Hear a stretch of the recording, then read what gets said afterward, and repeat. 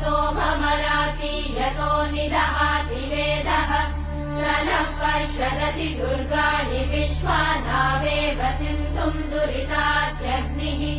तामग्निवर्णाम् तपसा ज्वलन्तीम् भैरोचनीम् कर्मफलेषु जुष्टाम्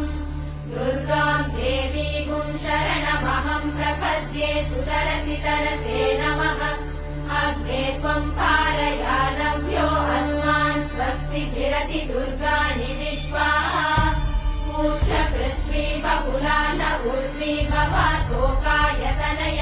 शम्योः विश्वानि